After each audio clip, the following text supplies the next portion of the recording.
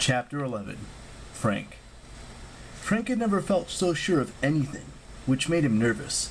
Nothing he planned ever went right. He always managed to break, ruin, burn, sit on, or knocked over something important. Yet he knew this strategy would work.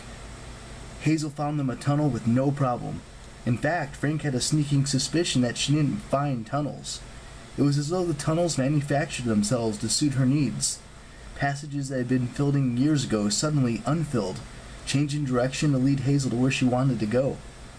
They crept along by the light of Percy's glowing sword, Riptide. Above, they heard the sounds of battle, kids shouting, Hannibal the elephant bellowing with glee, scorpion bolts exploded and water cannons firing. The tunnel shook, dirt rained down on him. Frank slipped his hand inside his armor. The piece of wood was still safe and secure in his coat pocket, though one good shot from a scorpion might set his lifeline on fire. Bad, Frank, he chided himself.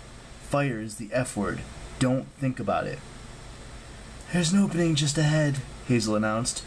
We'll come up 10 feet from the east wall. How can you tell? Percy asked. I don't know, she said, but I'm sure. Could we tunnel straight under the wall? No, Hazel said. The engineers were smart. They built the walls on old foundations that go down to bedrock, and don't ask how I know. I just do. Frank stumbled over something and cursed. Percy brought his sword around for more light. The thing Frank had tripped on was gleaming silver. He crouched down. Don't touch it, Hazel said. Frank's hand stopped a few inches from the chunk of metal. It looked like a giant Hershey's Kiss, about the size of a fist. It's massive, he said. Silver? Platinum. Hazel sounded scared out of her wits. It'll go away in a second. Please don't touch it. It's dangerous. Frank didn't understand how a lump of metal could be dangerous, but he took Hazel seriously. As they watched, the chunk of platinum sank into the ground. He stared at Hazel. How did you know? In the light of Percy's sword, Hazel looked as ghostly as Lar. I'll explain later, she promised. Another explosion rocked the tunnel, and they forged ahead. They popped out of a hole just where Hazel had predicted. In front of him, the fort's east wall loomed.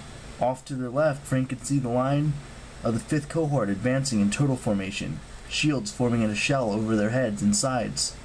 They were trying to reach the main gates, but the defenders pelted them with rocks and shot flaming bolts from the scorpions, blasting craters around their feet. A water cannon discharged with a jaw-rattling thump, and a jet of liquid carved a trench in the dirt right in front of the cohort.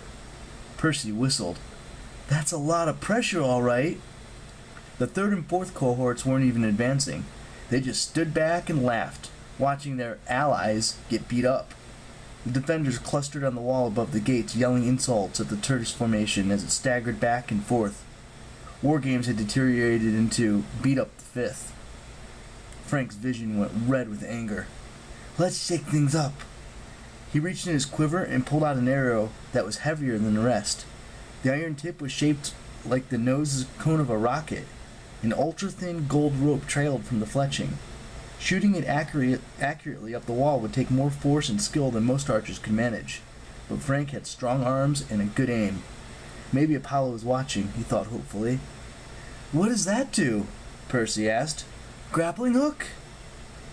It's called a Hydra arrow, Frank said.